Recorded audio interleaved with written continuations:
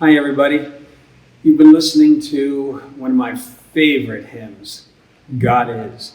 That was one of our theme songs over 10 years ago here at St. Genevieve, and so I thought I would use it for today's message. And I came here, this is our main hallway, this is the central hub of our hallway, and I know many of you are missing St. Genevieve, you're missing coming to school on a daily basis, so I thought I would do today's message from in front of this picture that we pass every day at our school. And I wonder if we sometimes take the time to study it. This is called Forgiven. And it's a modern day version of the man. You see he's holding a mallet and a spike. And he symbolizes the men who crucified Christ. And of course, we have the risen Christ here who is holding him because he's anguished after he realizes what he had done. And the embrace that Christ has on this man is about forgiveness.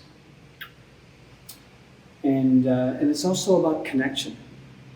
And I want to thank everybody for connecting with us, all of you who tuned in last Saturday night for our Palm Sunday Vigil Mass. We had hundreds of people online with us, and we did our best to make you feel as though you were connected with us. And seeing all of your pictures, it certainly helped me to feel connected with you. I wanted to also mention that on April the 19th, mark your calendars, because we're going to do something fun here. We're going to have a movie night, and we're going to show a documentary that the school did back in 2012. It's called You'll Never Walk Alone. How appropriate is that for these days, right? I know there are many of us out there that are feeling like we're walking alone, or our family's walking alone these days, but we're not. And it's important that we remember that we are all children of God, and that even in all this chaos, that God is still in charge. God is still guiding us. And so I hope you'll mark your calendars for April the 19th, and we're going to try to get as many alumni as possible. We're going to just try to connect. Connection is what these days are about. And the final thing that I wanted to mention to you is, I think these days we are called to become spiritual warriors. The current administration in Washington keeps telling us that, in a sense, we are at war. And in a real sense, we are. And the warfare largely is being launched upon our spirits. And so it's more important than ever that we are becoming spiritual warriors today. And so I just wanted to fill you in, just take a couple of minutes to talk to you about an article that I read recently in the New York Times, where it talks about, even though we are together, a lot of people have a lot of people in your homes, being together is not necessarily connected. And if we want to come out of this chaos, this war in a sense, mentally healthy, that we have to make efforts to cope with what's going on and to make sure that we are doing we can to be mentally healthy people. And so one of the things that the article suggests to us is that we look for activities that are rhythmic. For instance, singing, and to do it as a family, as a group. Dancing, do it as a family. Yoga, meditation, which, by the way, this week's meditation is going to be on forgiveness. And so I hope many of you will tune in to the meditation, because the meditation has a certain rhythm to it. Even playing games, people waiting to take their turn, there's a rhythm to that that helps us become connected to one another. And the final thing, and this is the biggest challenge of all, I think, the types of conversations that we're having with one another. And the writer of this article, who is challenging us, who is telling us that dealing with mental health during a crisis is like a wrestling match, because we can get pulled over to the stressful side. We can become all encompassed. Our thoughts can become all encompassed on what's stressing us out. But we have to make conscious efforts to de-stress. And so I'm going to challenge you, as this article challenges all Americans, the type of conversations that we're having. Have meaningful conversation with one another. And there are 3 elements to having a meaningful conversation. Number 1, it is intentional. That I'm going to find people in my life that I feel as though I can have a deep conversation with. Intentional, deep, and the final thing is vulnerable. And I know that's hard for a lot of us. And a lot of us feel as though it's important that we stand strong, that our family sees us as strong, our community sees us as strong. But right now, the fact is, these days, because we are going through unprecedented times, we are all feeling certain amounts of stress. And so why not allow people that we trust to hear our vulnerable side? So before the next time that we meet and have one of these messages, I'm going to challenge all the adults who are listening. And I think the high school kids are old enough to understand this.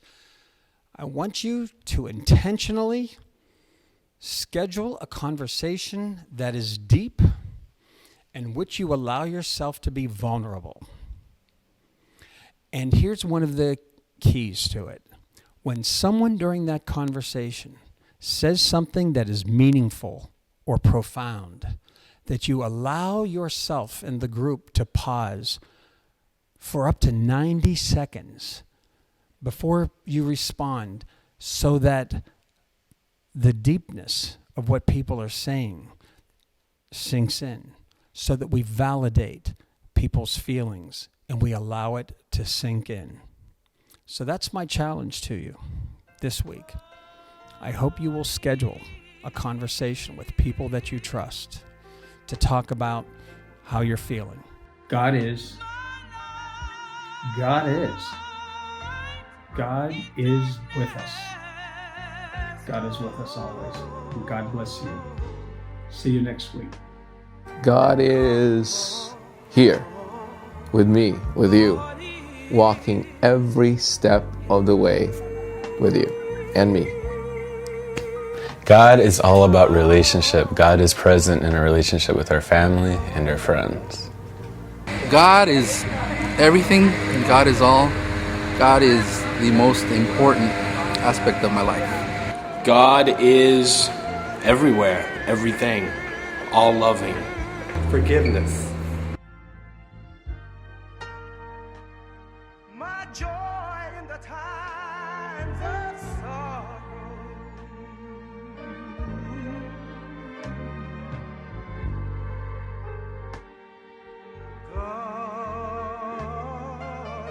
God is merciful. God is hope. God is love. God is kindness. God's everything to me.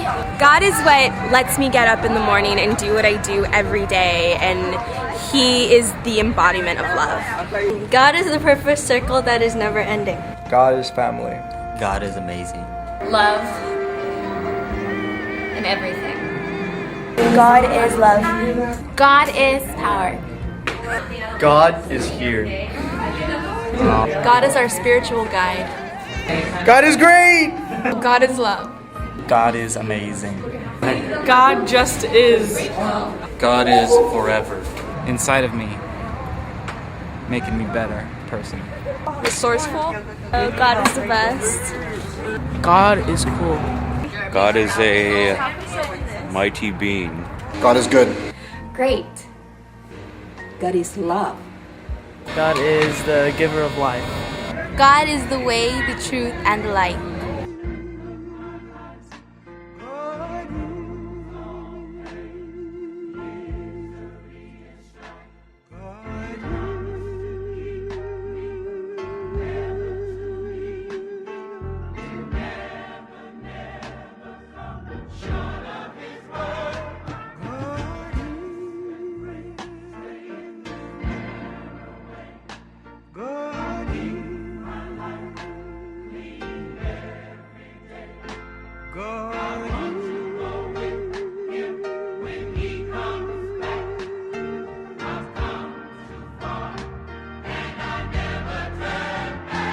God is great.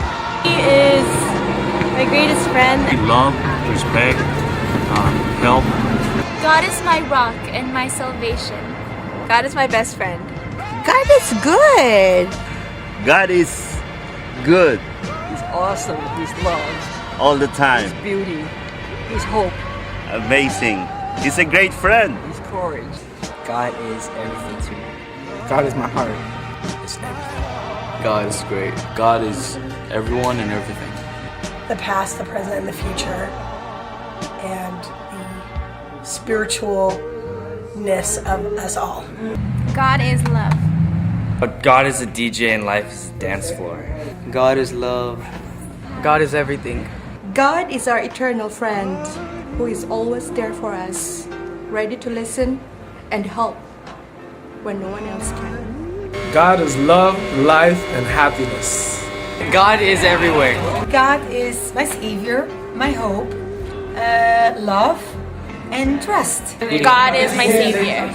God is my hero. God is guidance. God is the center of human life and activity. God is everywhere. God is universal. God is doing the right thing. God is in everyone. God is my redeemer. My life, my love, and joy. God is hope. God is, for me, unconditional love, 24/7. Ever present, everywhere. God is all in all. Without God, I am nothing. God is what gives us spirit.